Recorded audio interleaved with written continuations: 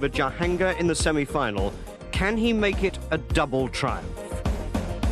With Ian Robinson to commentate is Jonah Barrington. Both players have infinite respect for each other, regardless of what various newspapers may say. They've had already memorable battles, very, very tight battles. JANSHER must feel that with a relatively simple semi-final win, which didn't cost him dearly, and with Chris Dittmar's incredible win over Jahangir Khan in 1 hour and 51 minutes, that JANSHER's got a great opportunity to wrap this world title up without having to go the marathon distance.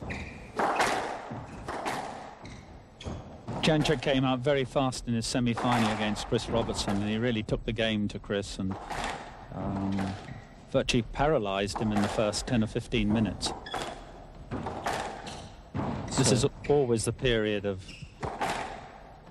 getting your rhythm and trying not to make unforced errors. Get rid of that initial nervousness.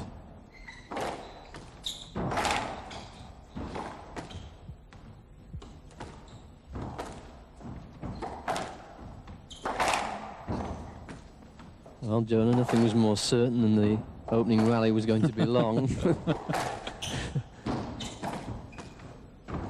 I suppose we have got most of the evening to spare, but not too much is going into the front part of the court generally. Just trying to spar for position, get the other player out of the middle of the court. And in Chris Dittmar's case, just get rid of the stiffness. That's right.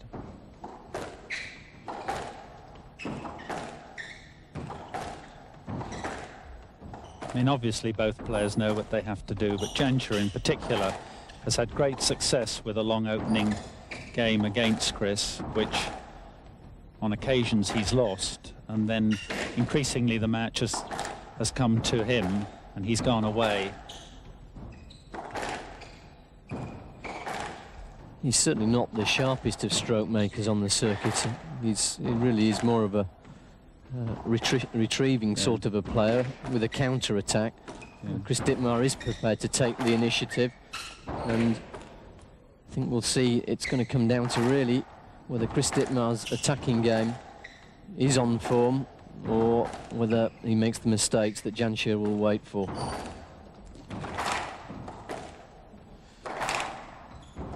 Well, this is it, folks, the long opening rally, and virtually nominated.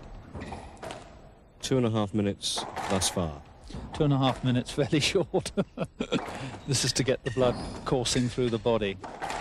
And this is just the sort of rally that will kill off about 98% of the squash community around the world, if they were even capable of staying. And it ends on a let ball. Well, it was a good opening rally for Chris Dittmar because he didn't give anything away, and JANSHER might have been looking for a quick point there. He might have expected an error, just as Dittmar was sorting out his physical problem. Interestingly, last night, Chris Dittmar said in the press conference he felt he was playing better down the walls, and that was helping to take the pace off the rally. He felt that the straight ball actually was quite restful. Yeah, I thought that when he hit across court against Jahangir, he came under much more pressure, because Jahangir was really looking for the ball around the tee area, and particularly when Chris crossed it to Jahangir's forehand, Jahangir cut the ball out and put the ball away in the front right-hand corner. When Chris went down the wall, you know, he did have good control, and he contained Jahangir well in that area. JANSHER is really like a sponge, though. He will absorb and absorb and absorb, and then he has a terrific instinct and capacity for counter-attacking. Well, there's an error, and that will encourage Chris Dittmar. He's obviously going to have to be patient, but one love. Well, after the initial testing, Chris Dittmar went on to take the first easily 10-15. We rejoin the match with him extending his lead to 10-4 in the second game. the match itself is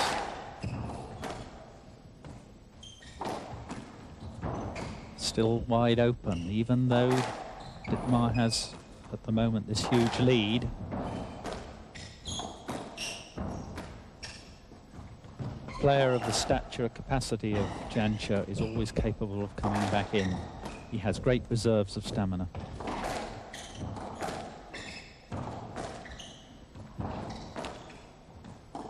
So we've seen a slight change in attack from JANSHER. He's been throwing up the ball, some lob, just slowing the pace of the rally down. And that's quite a good idea. Yeah, but did you see that how loose that last shot that JANSHER hit? I mean, he's just not getting the ball going down the line in the way that he normally does. He's at his best, he hits very tight to the side walls. He hits a very good width across court. And he hasn't found that at all, and obviously part of that is the pressure he's under. But I think that, you know, if he's actually going to get back into this match, he's got to get further forward, and he's got to take Chris more on the volley around the middle of the court. But he's only going to be able to do that, and gain an error. He's only going to be able to do that, Ian, if he gets a good length. And that length just isn't forthcoming at the moment. The basics have deserted him, John, haven't they? I think it's quite likely, really, that we're not quite giving Chris due credit for the ball control that he's displayed today. In my view, it's certainly got a lot better of late, and there's another drop shot, just proving the point. 12-4. Yeah, the backhand drop shot has been consistently immaculate in this match. Lenny Atkins was telling me last night how much work Chris has done, not only physically, which we knew about, but how much work he's actually done on his technique, and believe it or not, on his forehand technique during the last few months, and he felt that had improved greatly. Yes, let. He's a great technician, Jonah, anyway, isn't he? I mean, he was always 12-4 endowed now. with great technical ability, but he certainly honed that even further. 12-4 the advantage, and really we're not seeing much to convince us of JANSHER's comeback trail, and a backhand from Chris Dittmar there, low over the tin, tight to the wall, same pattern. JANSHER nowhere near it. We're only just over 40 minutes, so you know this before. Oh, that's a good shot from JANSHER.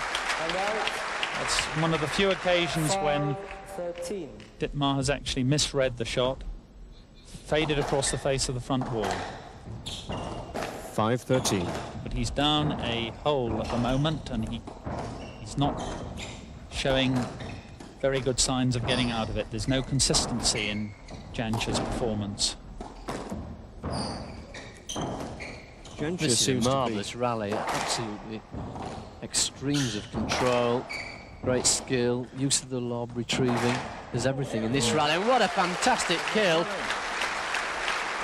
JANSHER thrashed that backhand away, and Chris Dittmar just inquiring. 13. And I think that's what JANSHER's got to do, Ian. He's got to move in, and he's got to attack the ball more. He's tending to push the ball, and it's coming out into the middle. He's got to hit through the ball, and he's got to be very positive in his approach, you know, because every time he plays a weak shot, he's now under pressure again in the front of the court. 6. Game ball.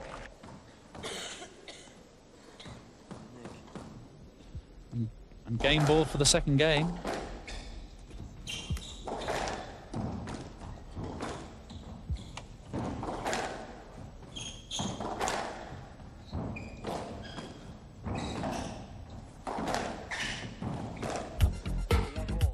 Chris Dittmar went on to win that 15-6.